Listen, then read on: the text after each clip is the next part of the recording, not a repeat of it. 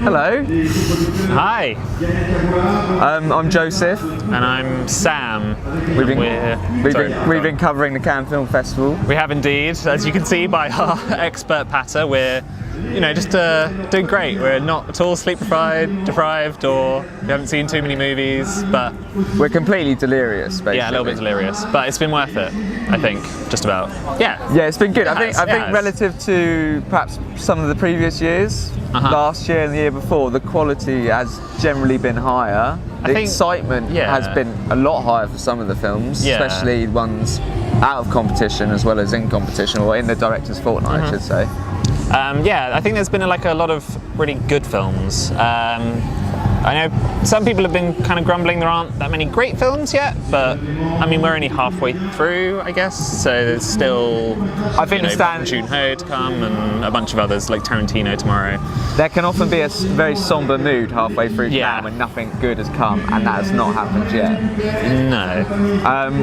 In terms of best film, good question. I've seen a really good film called Beanpole by Kantemir Balagov. That's his second film that he's had shown in Cannes in a certain regard.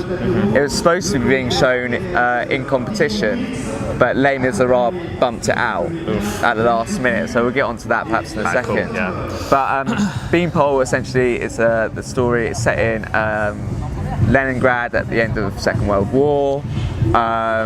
It involves two women, and there is a sort of central trauma that brings these two women together, and the film essentially unpicks that trauma and their relationship.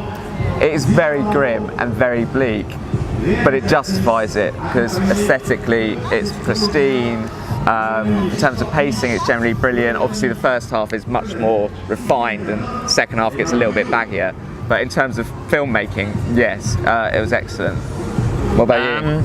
Well, I'm actually a bit ashamed to admit this, but I think my favourite film of the festival so far is Lux Aeterna, the Gaspar Noé 50-minute film that started out as an advert for Yves Saint Laurent, I think. And you might be in a minority here, like this film. I'm a little bit in the minority. I know a lot of people are fans of his films. I will admit they're pretty stupid. Even the ones I like are a bit dumb. But I think he's kind of got this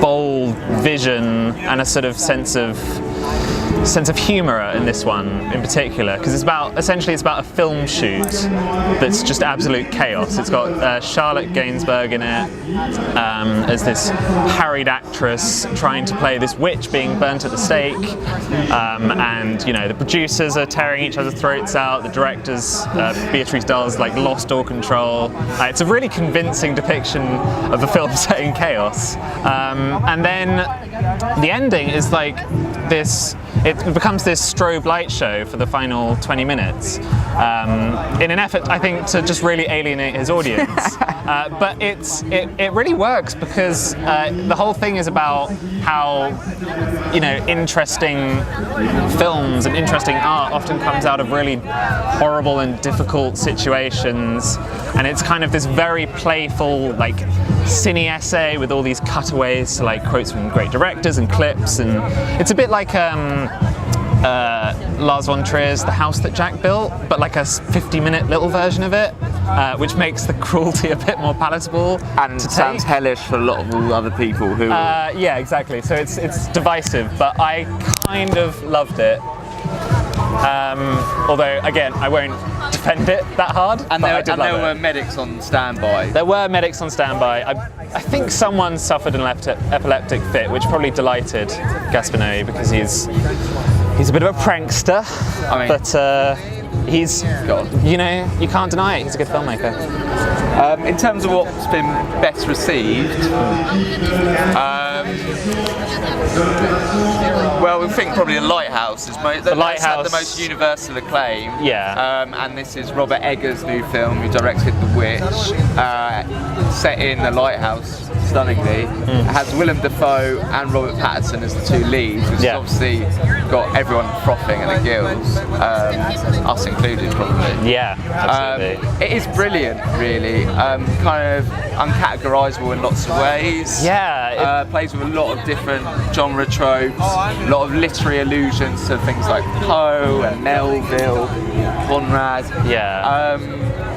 It's kind of, well, there's a lot of adjectives been used to describe it, hasn't it? Hallucinatory, phantasmagoric, all of those classic things. Well, it's a very, it's a very powerful vision he's got. It's all in this gorgeous, black and white. It looks like a Bergman film.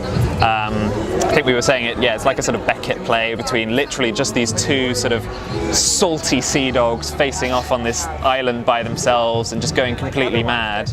Lots of scatological references. Yeah, and it's the dialogue, I think, which is really wonderful. It's all set in this old sea patter. I don't even know how you describe it. It's kind of funny how mannered the dialogue is, but just watching Willem Dafoe tear into these monologues about like Neptunes Wrath is just, it's undeniably kind of just fun to watch, even if it's just horribly grim and grimy. It's this very dark comedy that I think is kind of irresistible. So and that's in the director's fortnight. Sidebar. So that's we're not even talking about competition films. So perhaps there's going to be later on in the week a competition film that'll stand out. Quickly, in terms of disappointment, Les Mis, this new adaptation by Lajli, first-time director. It updates Victor Hugo's novel in lots of ways to contemporary Paris, just after France won the World Cup. Kind of the sense of this opposition between the police and a lot of people in the banlieues. It's not an awful film, it's well made, but there's a very kind of dubious politics at the centre, I think, or at least a thesis that was rendered very unpersuasive. It's this idea that we're all a product of structures which we could agree with. That includes the police, that includes people in the banlieues. But it just seems very proud and smug of this knowledge, and doesn't really do anything that interesting with it. And a lot of the film is from the perspective of the police, so you kind of have this sort of strange kind of empathy with them when we're supposed to be also damning them as well. And I don't think that's necessarily intellectually interesting. I think it's just kind of confused. Biggest disappointments. I have to admit I was a bit disappointed in the Almodovar film, Pain and Glory, which is it's about this old man director who is having this midlife crisis, and the film is just quite flat by Almodovar standards. It doesn't quite ever get into his really transgressive and interesting kind of moments of madness that populate all his best films, until the ending, which throws out this twist that I won't spoil, but it does then reevaluate the film, forces you to reevaluate the film. So I'll have to sort of give that one a second shot before I write it off completely. But a little bit disappointing from a filmmaker I usually really get on well with. In terms of the worst film I've seen, I saw a film in certain regard which was called Brothers Love, which is a Canadian film, French-Canadian film set in Quebec. It's a comedy. It's about a woman in her mid-30s going through a kind of mid-30s life crisis. I guess that is a midlife crisis almost. And it's about her relationship with her brother, and I guess interrogating a kind of sibling relationship so extensively is sort of interesting, not always done. There's a bizarre kind of incestuous undercurrent to the whole thing, which is kind of, I think, coyly meant, but obviously pulled away from. That is what keeps you going in it, because otherwise it's just insufferable. It's so smug, it's so unfunny.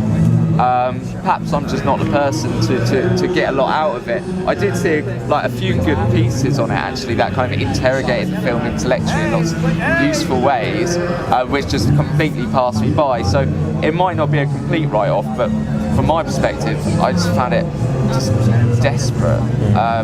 A lot of it trades on the fact that she's a PhD student, and it's just a lot of kind of name dropping of famous philosophers, which people in the audience are supposed to just go, "Oh, that's funny, I know that person," and that's just, you know, there's this, it just makes it kind of teeth grinding. And I think the worst film I've seen, I'm afraid I can't even remember its title, but it's the new film from Claude Lelouch, and it's something about the best years of our lives, and it's stars Jean-Louis Trintignant reprising this role he had from this film called A Man and a Woman 50 years ago, and it's basically about this old man with Alzheimer's reconnecting with his lost love, and it's not exactly like unpleasant to watch, but it's so lazy and so sort of reliant on nostalgia for this film that isn't even, you know, that beloved. It's just sort of old people have a sentimental affection for it, and it's a real example of, I think, French cinema really sitting on its laurels and sort of really indulging in nostalgia. It never offered anything that I was at all interested in. So I'm sure old people will love it. We'll be back probably at the end. I think so, yeah, to do another wrap up. So yeah, let's go and see if we're still alive. Yeah, so stay tuned. Breathing. Sorry, was that? No, okay, go. that was good. All right.